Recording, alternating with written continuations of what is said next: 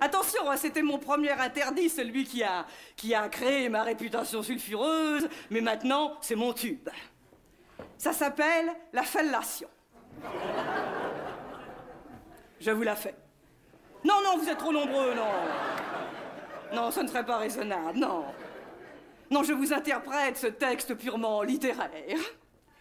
Il ne saurait y avoir une recette universelle de la fellation.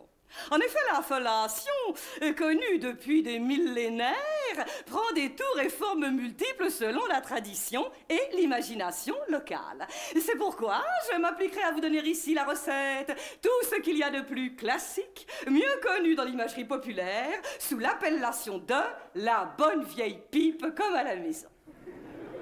Recette sobre qui aura parachevé le coup de patte de la maîtresse de maison, serviette chaude, autour de la Baltique, fromage en Méditerranée. Libre cours à votre créativité. Préparation, durée variable de 5 à 20 minutes en moyenne selon ce que l'on désire obtenir. Cette mise en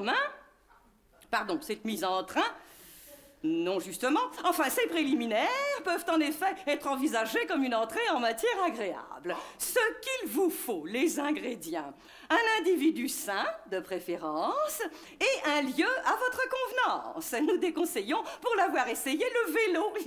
Excusez-moi. On aura soin de ne pas nettoyer les parties considérées, afin qu'elles conservent leur arôme bien particulier. Responsable d'un délicat fumet toujours apprécié de la consommatrice.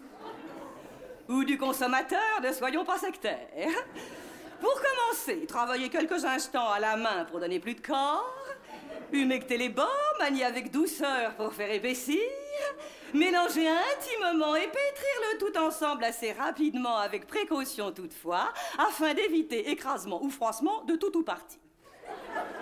Prenez garde de ne pas pocher, remuez constamment. Surveillez la couleur, une fois la taille désirée obtenue, coupez grossièrement, passez à la moulinette, faites dessécher au four. Ah, je me suis embarquée sur autre chose. Oh, vous aurez rectifié de vous-même. Oh, barbouillez, oui, barbouillez. Oui, barbouillez la surface en remuant, oui. Ayez soin de baigner aussi l'entourage, plutôt plus que moins, mouillé en temps utile s'il y a lieu.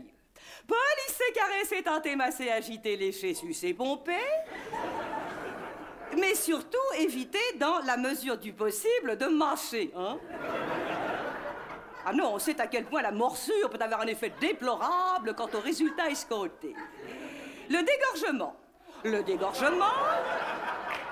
devra être complet, épais et sans grumeaux si la préparation est bien menée. Il devra être tiède. Eh bien, disons grosso modo l'un dans l'autre, entre 37,8 et 38,7, hein. Au-dessus, c'est une bonne vieille grippe. Et goûter sa suave saveur végétale. Notre bonne vieille pipe, comme à la maison, sera parfaitement réussie si vous parvenez à la faire accompagner de glapissements divers. Faire revenir sur le corps et laisser reposer quelques instants, redonner un léger bouillon pour détendre et laisser tomber.